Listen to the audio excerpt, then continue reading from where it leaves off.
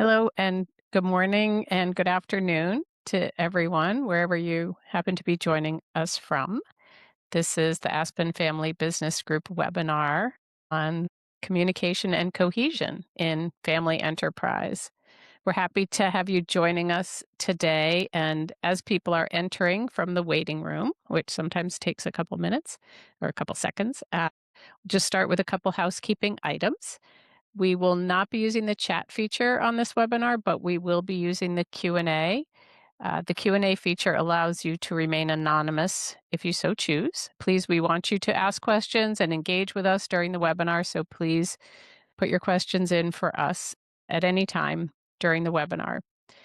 Happy to introduce Donnel Nunes, who is our Director of Innovation, and Natalie McVeigh, our Director of Research and Development, both of whom are joining to host on today's webinar. And without further ado, I will pass it over to them. And Natalie and I are thrilled to be joining you today to talk about communication and cohesion in family enterprise. And this is a topic that we're going to start out with just a quick refresh on some foundational concepts and then move into some models. And there'll be opportunity for you guys to respond to some questions that we look forward to hearing your thoughts as we go along. Natalie, you want to kick us off on some of the Yeah, reasons that you see this as an important topic? my favorite and least favorite part of our job when we work with families is people at the beginning always say, "Well, we're not broken," and I agree. So one of the things we're going to go over today is a few reasons why communication gets, and this is a highly technical term, don't forget it by the end of the webinar, wonky in families, and it gets wonky because, believe it or not, we love each other. And the ways that we try to either, put systems together or leave systems away from each other is part of the reason why we actually get further and further apart. So we're going to start with some things Donnell and I talked about a couple of years ago, but they bear repeating as communication blocks, a couple models for how we continue to get cohesion, which is just connection. And the reason communication goes with cohesion is communication is the facilitating variable to make sure that we stay together. So Donnell, let's talk about some of those predictable patterns. Yeah, and right before we jump into the next slide, I want to highlight something that I heard you say. I heard you talking about leading into this, not thinking about dysfunction, but thinking about understanding just some of what it is to be members of a family business, that you don't have to go into this thinking about there's something wrong with you. And I really like that as a way of framing these learning opportunities. Thank you for that, Natalie. So this particular image I think is one that is very familiar to most people in family businesses. And so I'm not going to dig into this in great depth other than to say that, when we think about why cohesion, communication can be particularly challenging when it comes to family businesses, it's because so often the issues that come up aren't just business. They're simultaneously family issues, owner issues, and business issues. And that can lead to people having confusion based on the hats they're bringing and which of those are overlapping. And I want each of you who are watching this today to just briefly think about when you think about the challenges that your family is facing today, how many of them are really just business issues? And when you get that in your, the answer to that in your head, my bet is that in most cases, the majority of them touch at least two of these circles. And another thing that's sort of a foundational piece that we think about are common sources of conflict. And Natalie and I talked about these things before in our webinar that was a little ways back. And one of the things that's really critical to consider when we're thinking about conflict in family business is that while you may have these as typical sources, the intensity of the conflict is often rooted in old issues. And so these are things that it can include, jealousy. They can include past resentments. They can be feelings of, my parents paid more attention to my brother than I did, than the attention that I got. And these are typically things that, end up playing out in the way that people manage conflict, that can take something that would seem objectively or outwardly a simple issue and make it so that there's roadblocks or things that are getting in the way of people coming together and working together on them. When I think of these things in particular, when we're thinking about who's in and who's out, it's like who gets included, who does what. It's like who gets what roles are the things that are acceptable for various family members, who's in charge, who gets to make decisions, who gets what, and who gets recognized for what, are all things that can sort of flow into the topic that we're going to be discussing today and have an influence on how things actually play out in communication and cohesion. Natalie, I'm going to turn this over to you. Absolutely. So cohesion really says, how do we come together? And everything Donnel was talking about earlier really speaks to that role confusion is one of the biggest sources of conflict in families, right? So when I think of the business in families, I don't think it's the end all be all, but I think of it as like the sun and the solar system. If you get too close, you're Mercury and you burn up. If you're too far, you're Pluto and you're frozen. And so we're trying to figure out how we keep an orbit around that family company that's a lot like the orbit the Earth has around the sun, so that you're not too warm, you're not too cold, you have just enough oxygen. And so when we think about cohesion, there's a couple ways that we can think about cohesion. And this is one of them that comes from Family of Wealth book, I believe by Sarah Hamilton. Sorry, we didn't drop the citation in there, but we will get that to you. And so it's really this idea that takes some of Vic Presser's and Roy Williams' research that says, part of the reasons families don't fail, or if we want to put it more positively, part of the reason that they succeed is there's this feeling of unity. You know, uh, IFN, I think, researched what they would call emotional ownership, where they came up with 10 different components of emotional ownership. And that's really what we're saying here. It doesn't mean that you actually work in the business, right? So it allows families to have their own individual identity as well as a group identity. And that's really how cohesion starts, right? It comes with the idea that there's not only one way to engage in the family. And so it's this idea of a feeling of unity. One of the things we often ask sometimes is we'll say, give me 3 words that make your last name. So for me, it's McVeigh. So if you wanted to just drop in the chat the 3 words for your family, and I'd encourage to ask your kids this. When I asked my kiddo this, I think he was 5, maybe 6, and my partner at the time, and he and I were all chatting about this, and he responded, coffee, work, and wine. Well, needless to say, I didn't do caffeine for years after that, and I also stopped drinking after that. Those were not the things that I wanted associated with my name in particular. But he wasn't wrong about work, right? And if I actually blow this out to my siblings and my parents, one of the things that comes up with McVeigh's is we have service. We have always done service, whether it's military service, whether it was me being a paramedic, etc. So that would be our common purpose, right, is service. But as I mentioned, really how we did it all is different. Not all of us were in the Navy. Some of us were in the Air Force. Some of us, did public service through EMT. And so it's this idea that McVeigh's exist and we come together. And we would also say one of our 3 words would be kind, right? We're all annoyingly kind. I think my best friend calls it clinically kind. So there's the feelings of unity, our common purpose, and then our joint action.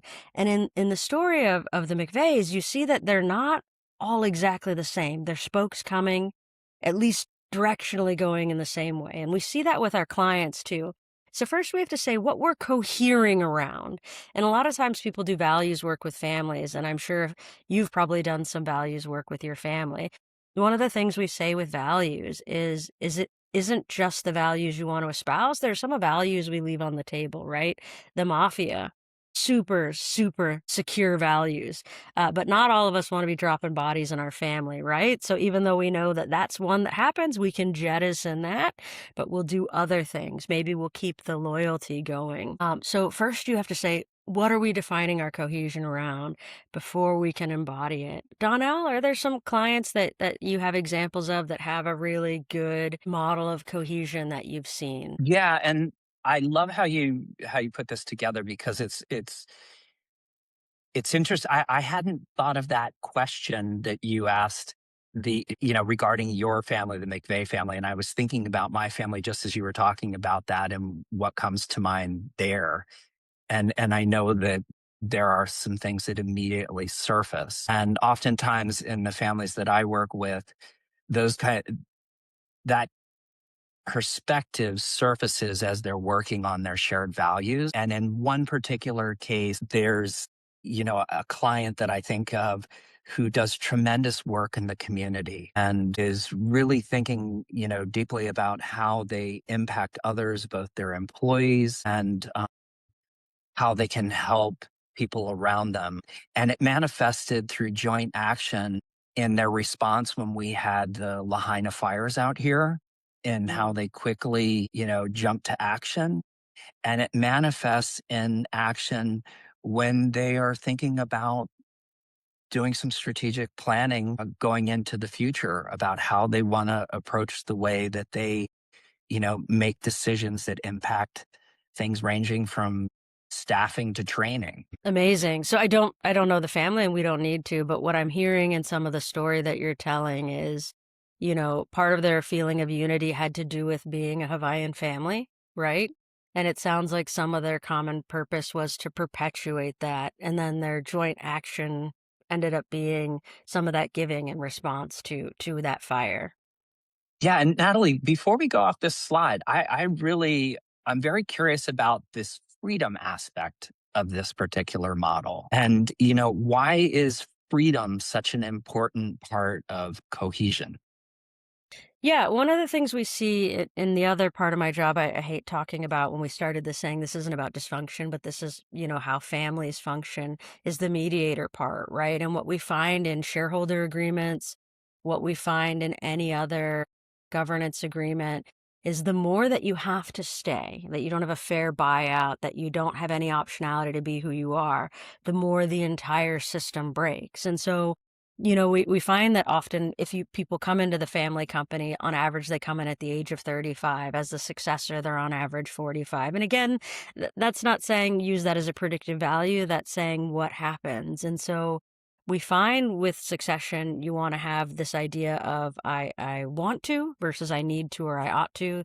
That goes back to Pradita Sharma's research early on in this. And so what we're saying is that we want the right people to join this feeling of unity and know that there's flexibility in it. So again, instead of picking on clients, I'll pick on myself. I didn't end up going to the Air Force Academy because I had a medical thing and I wasn't able to participate in that. And I remember being really devastated. And I was 17 after all of these things and telling my father, the third generation Navy man, that, I wasn't going to join the Air Force. And he took that moment to joke to say that the Air Force was never the Navy anyway.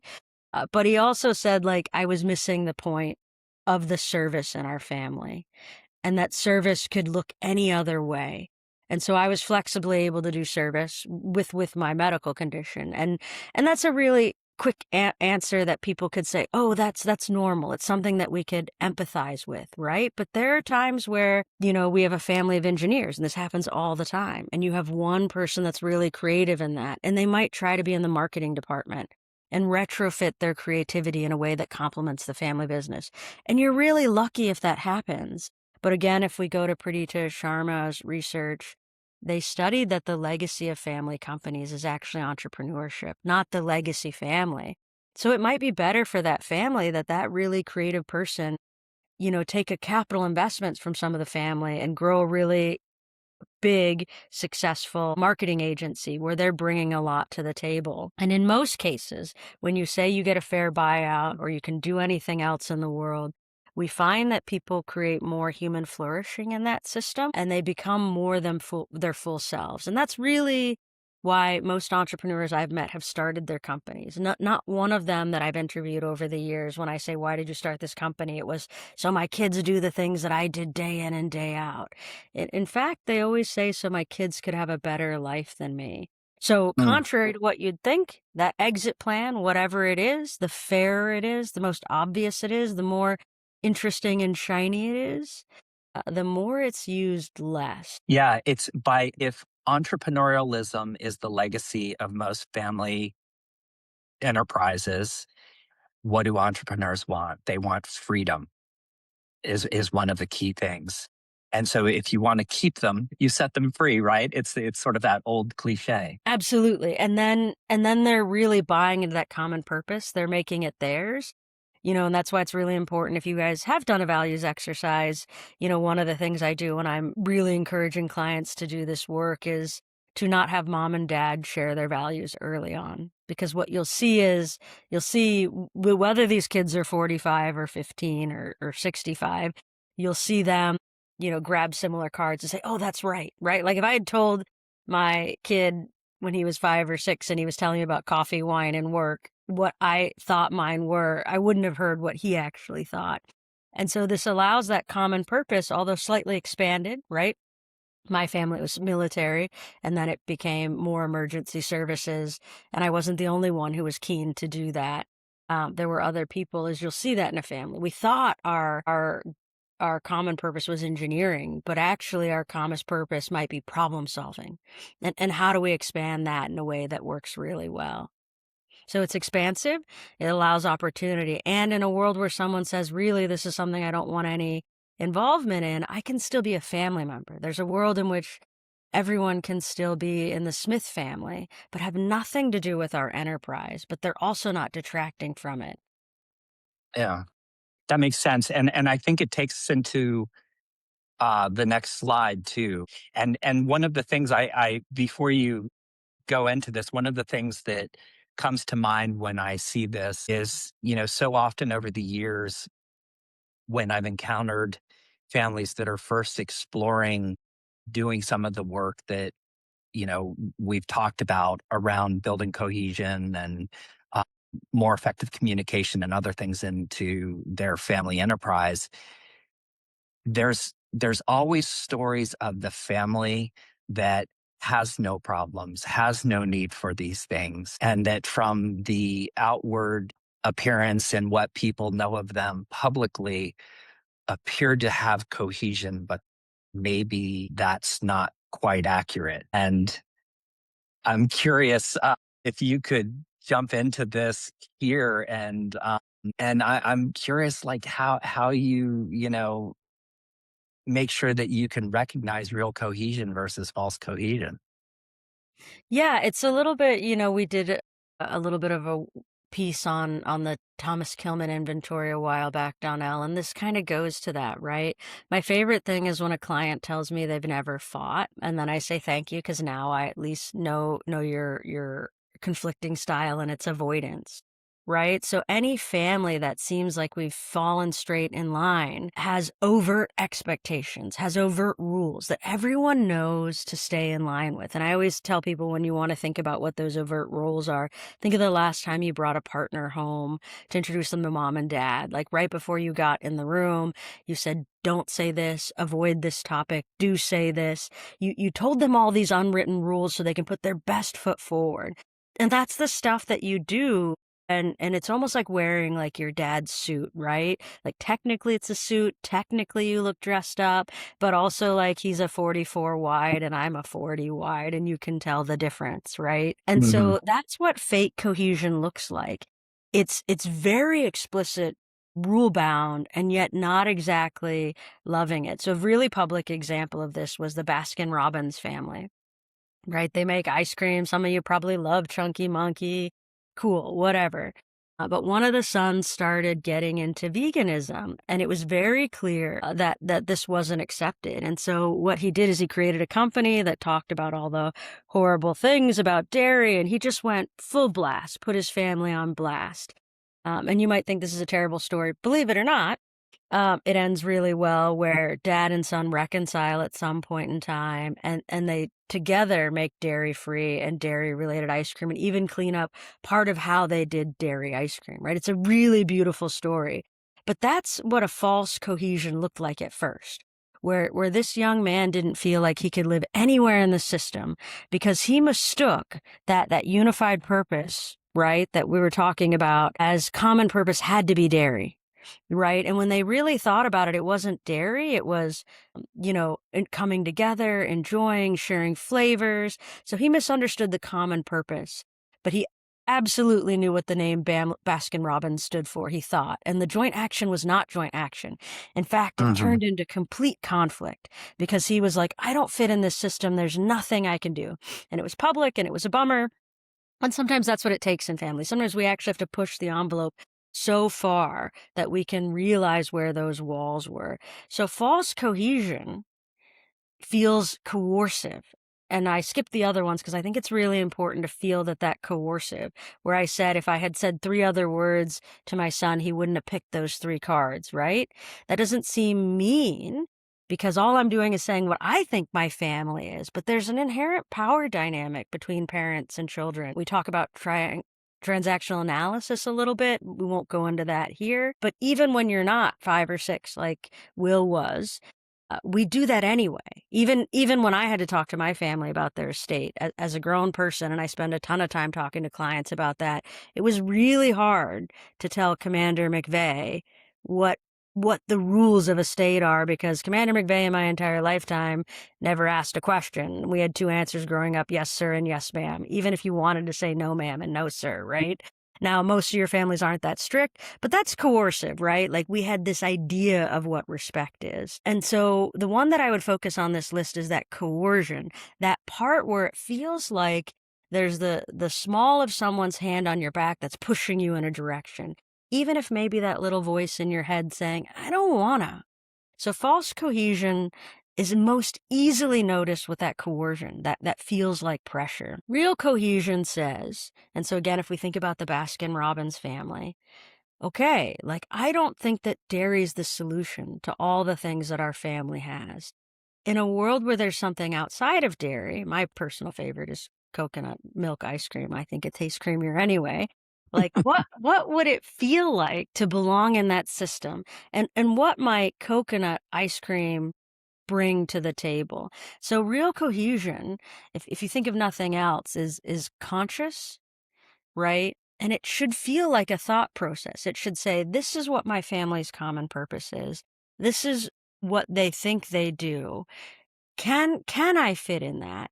And in a world where I think I might not be, how committed am I to that process? And how do I find a way forward? And almost always in those discussions, there's something that can be found if both generations, both sides of that story are willing to listen. I imagine that young man who had this rift in Baskin Robbins didn't completely make up that dad wouldn't have responded to it well. It probably actually took that fissure of saying, I'm going against you, for him to even open the door to a different way. And we see that all the time in families, right? What's invented here? We've always done it that way. The bandwagon fallacy.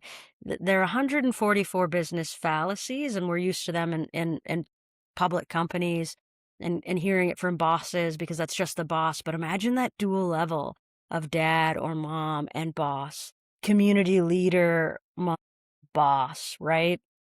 Is you have so many areas where you've never heard them say no. And so I'm not saying go out and start a competing business with your family. Not at all. But I am saying that this conscious intention to decide if what I think here in my feeling of unity goes with the common purpose and can lead to a joint action is really that process. Yeah, it's interesting. It's thinking about examples of families that I've known where the cohesion is, conscious. It's something that they recognize in themselves and they do things to cultivate and keep it healthy going forward, which I think is really important because it's not a permanent state to be on either side of this continuum. It takes work to stay in that real cohesion side of things. But one of the things that comes to mind as we're talking about this is that when I see that in clients, I see more transparency. I see more openness to input from others in the family system. And it things get done more efficiently and more directly. Absolutely. Yeah, it's not a binary, right? So I voluntarily signed myself up for the Air Force Academy, right? I actually had to go through this long process of getting, a vice presidential recommendation because I didn't belong to a state at the time because I was living overseas in Italy. So it was a voluntary choice that I did, but I definitely felt trapped. And anyone who knows me knows that I'm a little rebellious. I wouldn't have lasted long had I made it, right? So there's a way that voluntarily entrapped and belonging worked in my system. And so I was voluntarily entrapping myself. And that's the important thing to see here. Like when I was talking about the Baskin Robbins family, I think that we were both complicit on both sides, dad and son. And that's the challenge because we feared too much to belong, to have that conversation. And from a neurological perspective, we've seen that our desire to belong outweighs our desire for safety. And so it Mm. really feels like life and death sometimes in these families. And where we want to belong more is in the family system.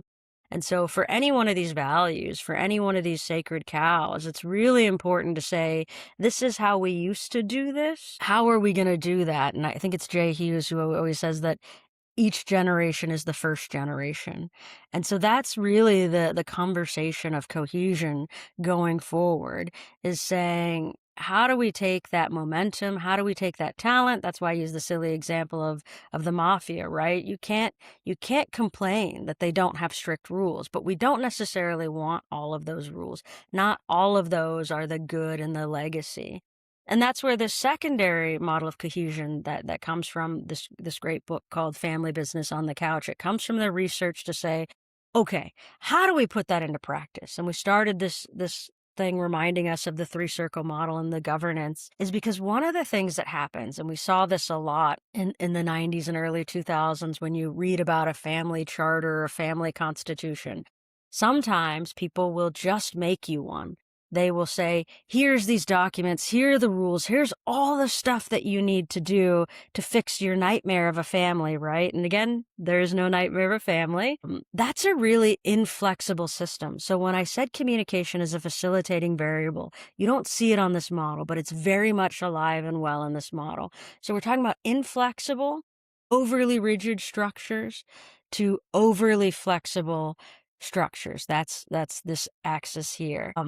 And there's a big difference in families. So before you implement a structure, you need to know what's there. So if I'm an overly flexible family, a loosey-goosey family, which I just gave you the example of my family, we weren't. We were a military family.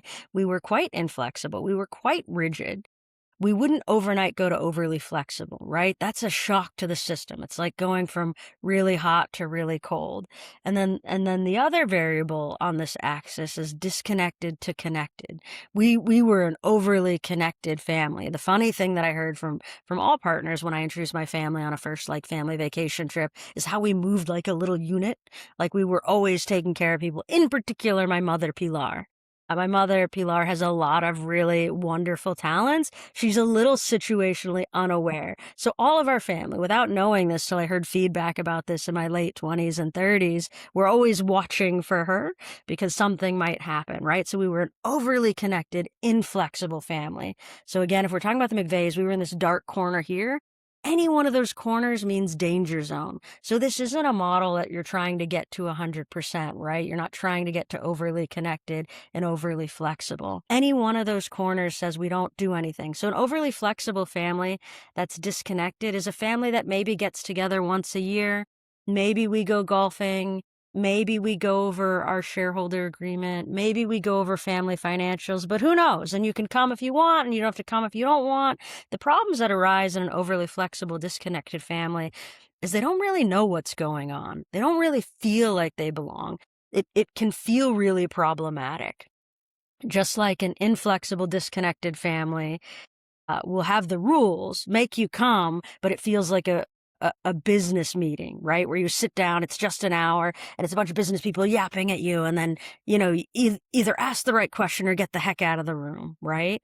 And an overly flexible, overly connected family might just come and just chat the whole time, catch up on how the kids are. Now, none of those behaviors for each one of these anecdotes that I was giving are inherently bad, right? That's how a family functions. But a family just doing a family holiday is very different than a family that works together. So what I'd ask you all to do is look on this and see, where is your family? Are you very connected and very flexible in the middle? And again, there's no perfect spot. If we had the lines in, which we don't, is you'd see that there are 9 spots in the middle, whether it's very flexible and fairly connected, or fairly flexible and fairly connected, very flexible and very connected.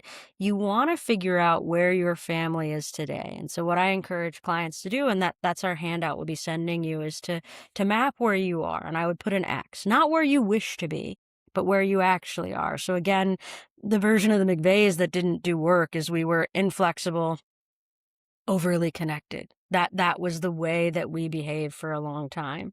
And so you map out where you are.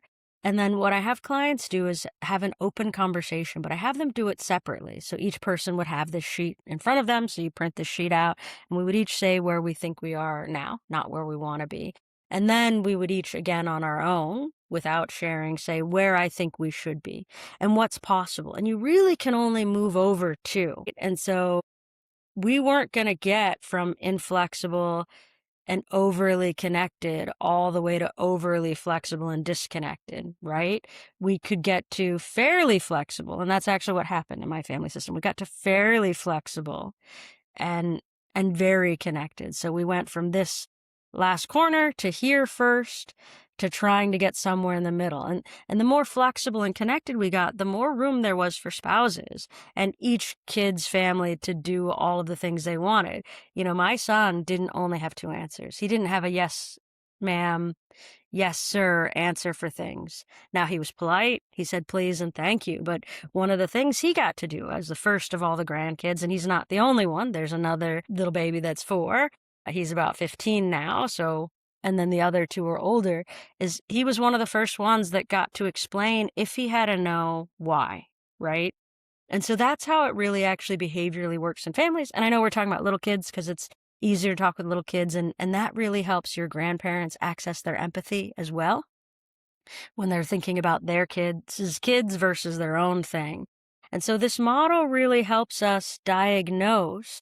In the previous model, they're complementary, where some of this might be going wrong, where we're complicit in the system of saying, okay, we've opted into these unwritten rules and we're keeping them going for a lifetime, versus how do we intentionally change them? So when you do this map with your family, you may have a disconnected, overly flexible system, and you might have an adult child in the system that's been craving structures for years, and they want to go to inflexible really quickly. You might have an advisor who says that. Chances are, if your family constitution and family charter was written by a lawyer, you've just created a completely inflexible system. It's also why I hate the phrase professionalizing the family business, because what we think we can do is take some flexible, connected systems and just put rules over them and we magically fix it. And that's not true. It actually creates more stress and problems going forward. Oh, we've got a question from the audience. What do you do if one member with a lot of authority is resistant to moving? It's a great question. And actually, every member in the family is resistant to moving, believe it or not. Even when we add the aspiration of where we'd like to go, we're all resistant to that because that's the plan that we know, right? In a world where I started chuckling when I heard partners talk about that, my first response was fear. But if we don't watch Pilar, what's going to happen? And that's insane, right? She's my mother and she's a smart woman. She does run into a lot of things. She also tends to take the Bible literally and always has change with her to give to unhoused people, some of which may have some challenges, right? But what we had to do was tell Pilar that we weren't going to be watching her. Now, it's not that we all stopped watching her, but we stopped intervening, right? So that's that complicit system where we all create those patterns. She had more and more lack of situational awareness throughout her lifetime because more and more of us were picking up that slack. So everyone actually does resist this change, even though sometimes you'll see a trend of the next generation saying we want it to be this different way. What I tend to find in patriarchal families is the matriarch is the first one who probably knows where we should go, because even though he's this chief CEO, the chief executive officer. She's the CEO, the chief emotional officer. And if it's a matriarchal family, just reverse that. So I always look for that one person who feels like the heart of the family because they might be closer than the rest of us to where we're going. And then we try to concretize those steps. But like I said, the easiest way to know is you're going over one block, probably at all. So there are only a few options, even if you think this is the best spot. Again, I'm not saying that's the best spot. We also say, I remember I talked about some people don't join the business till they're 35, successors don't have until they're 45. If we have to join the family council, we might not do it till we're older. So it might be okay that we're a very connected family that's very flexible for a while. We can't get a board and a family council up all at the same time because we don't have enough family members to run those roles well. It doesn't mean we're not going to still have a meeting that covers those topics, but we don't have to have both of those bodies all at once. So when you make a choice somewhere here in these 9 options, it's knowing that it's about our life cycles, our both individual, business, and family, and move that needle. But yeah, I've never seen anyone after doing this that says, yippee, it's heaven and we've changed a different place that we're at. It's more like, oof, this feels scary. We're resistant to change. And we don't know that new way to behave. And then we have to have uncomfortable conversations. I said it sounded ridiculous to talk about my mom not being situationally aware when she really was the one that took care of us. We moved all over the world. Like when she heard that, she was aghast. And so we picked really simple examples. Like my dad is actually really a gentleman. My mom hadn't touched a door handle in like 20 years. And so we waited one time to let her stand in front of an automatic door and literally just stand there right behind her and say, hey, Mom, what you waiting for? And she saw what she did and she was laughing, right? You don't start with the tough stuff. You start with the kind of anecdotal, silly things that are happening that help us build to the skills of more. And she'd done other things like that. That was part of my parents' estate planning. She had a login to Navy Federal Credit Union that she hadn't used for 30 years. And there was this conversation in my family about my mom doesn't know the finances. Well, partly my dad didn't share, but partly she didn't log in, right? And we see that with clients, and we'd open the door to talk about that. I'm only picking on my mom because we picked on my dad earlier, but it shows up in clients in very similar ways. So, in a lot of ways, it sounds like the answer to the question, where's the best place to be on this model of cohesion, is one step in the direction you want to, one step further in the direction that you want to head from where you are at the given moment. Yeah, and test that, right? In a world where it causes your family more chaos or is a problem, then you might not have done it. So if we'd gone, and I think we did, we went fairly flexible, overly connected first. We tried to just get slightly more flexible and we wanted to keep our connection. We were like, of the 2 variables, the connection seems more important. We didn't want to lose our connection. And so, but if that hadn't worked for us and we were like, actually, the thing we like more is rules and we could do less with our own chattiness, but then you have to, it's a Mexican family. We can't not be in each other's business, right? Which of these things can we do? And so we moved up and over. So we kept connection because for us, that was more important, even though inflexibility, or you could call it rigidity, was what we knew because of the military. It didn't mean it was the thing that we cared the most about. So I think it's testing into it, right? In almost all of these directions, you can go 3 or more ways. So test it, see if it works. And you don't do these at a very fast pace, right? You're testing it for 3 months, depending on how frequently you get together. You might be testing it for a year. Right? If you're one of these overly flexible, disconnected families that only get together for a year, you're not going to really know if anything changed if a year cycle doesn't happen. And that's the other thing that happens when we implement governance and policies too quickly, is we expect that the work is done and the work is behavioral and it takes significant amounts of time. Yeah, I think that one of the more common things that I've seen with families and individuals for that matter is that when you are looking at where you exist on a conceptual continuum, in this case, cohesion, and feeling like you aren't quite you aren't quite where you would like to see yourself, one of the tendencies is to overcorrect and to swing wide. And then part of the process becomes recognizing that, to your point, that you make that change and you see what happens. It's almost like a little experiment. And then saying sometimes, hey, I think we took this too far in that direction. And so what is a more subtle correction?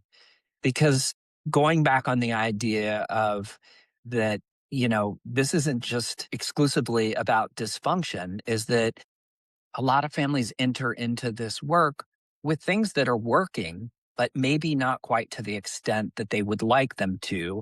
And the change that takes them from being in a place where it's not quite working to working may be a very subtle one. And it's one box over if we're thinking about it in terms of this model, not five. Absolutely. I mean, clients, anyone who's watching this video, anyone who's called a family advisor is successful. They wouldn't be asking the question otherwise. The thing is, what changes, right? And so again, if we pick on Pilar a little further, when everyone was wondering why we were so worried about her, my parents at this time had retired to Annapolis, Maryland. We weren't overseas. We weren't during, large conflicts. Like, we all just didn't realize that change had happened because we were so used to other things, right? And that's what happens in families too, right? If you think about that life cycle of the family business, there's a very big entrepreneurial phase in a lot of these family companies. That's when dad or mom have to work nights and weekends and they don't see the kids. And then we sometimes see these entrepreneurs have stress addiction, even when the business is doing better, even when they've actually hired staff that can take some of this off.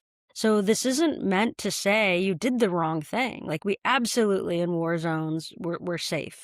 In times where it was really tough to do that during my lifetime, where you could objectively say it was scary, but most of the time, suburban Annapolis is completely fine. And I think that's the change. And so the same thing happens to a family system. We just get so inured to our surroundings sometimes and to those demands that it's a lot harder to let those go. It's kind of like how the price of eggs doesn't drop, right? No matter what has changed in the economy, that's what we do. So we'll keep taking those things. And so the question is, who are we today? Who do we want to be? And that's where that grandparent key is really important, because a lot of times we can get those tough founder entrepreneurs to have this empathy, the way that they spoil those kids. And we can say, fine, forget me. Like, I don't need to not to have these rules change, but what do we want for them? And that really opens a door that's quite different. And that's really where these conversations fall, I think, apart in families, is what we hear from those newer generations saying, let's innovate. What those current generations hear is, I did it all wrong. And didn't I screw you up? And didn't I do this worse than anyone else? And I don't know if that's true, because we're here today because of everything they did, and everyone made the best choices in their capacity then. But now you have more capable adults. It went from my two parents to a system of 5 adults that could have this conversation. And if we were involving spouses at this time, my siblings are very different ages, so we had one in-law then, and now there are 3. So now we have a system of 3, 3, 2, 8 adults that can talk about this. And in fact, one of my nieces is also an adult too. She's 25. So we've got 9 adults now in the system that can talk about it. And that's the exact same thing with family companies. We like to use a lot of client examples, but sometimes it's easy to just think of a family system without a business and how that evolves as well. And so one of the reasons we don't do this, this is Dr. Annie Molinski's work, it's really great, is that avoiding the situation, that conflict avoidance that we talked about, feels better right now because I don't have to have the tough conversation. And so this is the research of what continues to happen. So I don't keep having that conversation and nothing happens and nothing happens. If we go back to the Baskin-Robbins family, he never said anything to his dad, but he never stopped worrying about this. So all he could do is do something extreme and blowing up. So the thing that we want to do instead is change that cycle, which says, what do I really need and what do I want? How do I help think about my values in relation to my families? And how do I, with conviction, customization, and clarity, put that together? So conviction says, I could do this no matter what comes my way, no matter who it upsets. That customization says, in a world where I can do it in the system, and it might not work in the system, and Baskin-Robbins guy thought it didn't, but again, not sure that was the only way. But in a world where I can customize the system to me, what would be those steps? And then who do I clearly talk about it to then make that change? And what we find out is it's uncomfortable at first, right? Whereas this model is actually not uncomfortable at first for a while, because it's more uncomfortable later when I said nothing. But this is uncomfortable at first. But when you actually say and do the thing, you usually get a better result for yourself, for the system, and genuine reduced anxiety. And some of these things we've been sitting on, depending on who the people are, we've been sitting on for years and years and years. And so it's really part of the individual work in the system before you bring it to the family is the most important part of this. Going back on this, I know we talked about the role fear can play. And, I've certainly seen times within families that I've worked with where the fear of what may happen really holds people back from taking that leap. And I'm curious, you know, for those who don't necessarily have outside support to take on something like this in terms of an independent advisor, primarily, what are some things that they can do that can help them cross that threshold from worried and anxious to actually taking the leap? Like, what have you seen as examples that where it worked? Yeah, with my clients, a lot of it really is, and it's not all of it, but IMBD's research said something like over 82% of Gen Z wants to be entrepreneurs. INSEAD said that 90% of people in family offices and family businesses in Gen Z have talked to an adult about funding mechanisms. So the way that it's worked in most of my clients is that they do their work on conviction, customization, and clarity, and usually put together a real business plan, really sit down and talk about a feasible business, not just an idea, and come to their parents and say, what's a way that we can do this? And not all families can fund it themselves, but most families have some sort of credit that they can do or help them get a small business loan or find the other investor to do that. And that's where I've seen it work really well. And again, if we think about that system in the example early on, a lot of them do become complementary businesses, right? In that example where I was saying it's this engineering firm and this woman creates, and not always, but in this case, it was a daughter in this family creates this marketing firm. Maybe her first big client is the family company, but then there are other ones. You can do it in two ways. You can do it where it's just a family loan or it's a family investment. And when it's a family investment and the family purchase, half of that business, we now have more revenue and more equity for the family, but more opportunity for family members to go. So the most common one I see is that. The other common one I see is when we have this succession question, we have three siblings fighting for that. And when they finally do this work, realize I was just fighting for mom and dad's attention. I don't actually want to do this. So can I go be an executive at a different entity? Sometimes it's a philanthropic entity. Sometimes it's a different entity, never usually a competitor, because that becomes challenging when you're a shareholder. You're right. It's sometimes hard to do on your own. That's where hiring a coach can help you. I run workshops for a lot of my clients just on how to build a business case. And that can be used either to help you put your own professional development plan together as a successor. That can be done to create your own company early on. And so it's just really understanding, what those components are and being willing to think about that. But the trend for most Gen Z is it's starting their own company. The research says that, and that's what I'm seeing anecdotally with all my clients. Yeah, and so it sounds like it's really if someone's finding themselves in a situation where they're that worried and anxious figure on this image, at some point, if you have support, wonderful, you can, tap into getting a coach. But if you don't, it sounds like there are opportunities for having a reflective process about getting clarity. uh, and that can be a first step that could potentially help a person to see that maybe the action of taking a leap might not be as daunting as they thought originally, or perhaps even not taking that leap could be more consequential than they thought originally. And so it starts with an individual, right?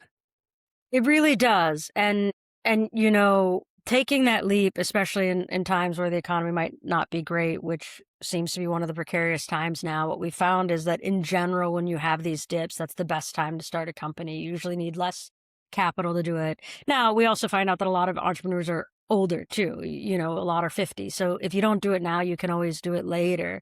The question is, what's the cost for you during those prime earning years, and what's the cost of not having that conversation? Right. Hmm. And so we don't have it done yet. I'm literally finishing it this week, but there's a workbook on, how you can do some of this work on your own, where you kind of create your own retreat and envision that fantastic future, an appreciative inquiry lens to those next steps. So yeah, if you can't afford a coach, you don't have one, your family doesn't have those resources, it doesn't mean that you shouldn't do that work, because you spend a lot of time stressed outside of that, and that's just time you don't get back and has a lot of health consequences as well. And I truly believe, because I've seen the research and I've talked to these families, that the whole reason that your parents started this company was for you to achieve your dreams. And so in a family like this, where even if you don't think of yourself as super wealthy, but your family owns a business, you have opportunities, and to not take those really is more the tragedy, for you individually. Yeah, and I want to jump ahead here. Natalie and I included a couple of slides that are, you know, we put in here more thinking about them being resources and part of a toolkit that people could consider when you're thinking about, okay, how do I do communication better? And what are some of the things that I need to be taking into consideration? And I want to jump into, uh, because I think one of the more common mistakes that or common pitfalls that I see with folks that I work with as clients is that oftentimes they will flesh out a terrific idea. At least they think so, and then and I'm guilty of this myself. And they will immediately think that the next step is to find the person they need to share it with and immediately share it. And sometimes that can be over dinner, unexpectedly over a family dinner. Sometimes it can be someone is in the middle of doing something after a day of work and sitting down next to them on the sofa and sharing it. And then they're surprised when it doesn't land well or gets shut down. And what I've seen when that happens is that it then becomes something where an otherwise good idea gets dropped, not because it wasn't fleshed out well, not because it wasn't articulated well, but because the delivery of time and place and these other things got in the way of the person who needed to hear it being able to receive the information. And yeah. Yeah. And Natalie, like, what are your thoughts on that? I'm sure you've seen this happen over and over again yourself. Yeah, there's this, families were successful for being private, and then sometimes that can turn into secrets. But there is this idea that parents have about slippery slopes, right? I need $1 million to start my company, or let's just call it 100,000, right, to make it simpler. Well, there are 5 kids. Do I now have to give 500,000? Now I can't afford that, right? We also do this thing where we try to butter people up enough to be in a good mood. So it's on the family vacation, after their favorite dinner, after their anniversary party, and then we throw this at them. My thought is, instead of trying to set up the perfect circumstances, is you warn people, you give them some ammunition, and you say, I want to This have a is a conversation. conversation I want to have, right? Yeah, and it might be difficult, and it's for the betterment of us, right? And so it shouldn't be at a social situation. You should book time on that entrepreneur's calendar like anyone else would do, or that founder entrepreneur. Absolutely. Yeah. Because one of the things I see with this too is that when it's done overly informally, it starts a cycle where the informal communication leads to rejection of rejection of an idea, that it's not because of a bad idea, it's because of the informality of how it was being approached or the timing. And then that can go back and reinforce that anxiety cycle where the person who brought the idea forward is like, oh, I'm never bringing that up again. Instead of looking at how they approach it in a way that doesn't have to be overly formal, but needs to give a person a heads up that I need you to be in this headspace. Yeah, and we And talked a little bit about introversion, extroversion, so you have to factor that in too. Some people can talk about an idea, some people need some resources. yeah, and I think all of this sort of goes back to this point is that really effective change starts at an individual level. And it's here when, when people say, well, what if nobody else in my family wants to work on this? One of the things that you do when you start with yourself is you introduce change into the system that can potentially be contagious for others. And you also, if it doesn't become contagious for others, you create an opportunity for you to be clear about where you want to be going forward. Absolutely. It starts as an invitation to join you. While you're doing the work, they might not be exactly where you are on that table, but they will join you. The less you do the work, the less likelihood there is for anyone else to do it either. If you're holding your breath waiting for everyone else to change, you're just going to pass out on the floor. Well, thank you, Natalie. And Shelley, you want to wrap us I up? I am just gonna wrap you up. I wanna thank both of you. This was, really wonderful. Lots of good stories, lots of good examples to help people put this stuff into practice and learning. We will put this recording out within the next few days, along with the toolkit. We're so happy that you all were able to join us. Our next event is a coffee with Leslie on June 16th. So that's actually next week on Tuesday. And then we have a webinar coming up July 7th, and that is job descriptions and performance management. And we are lucky to have Donnel and Natalie again for that webinar. So thank you all for joining us today, and we look forward to seeing you again next time. And once again, all resources, lots of resources and more available on our website and our SAM conversational AI coach at familybusiness.ai and our website, aspenfamilybusiness.org. Look forward to seeing you all again.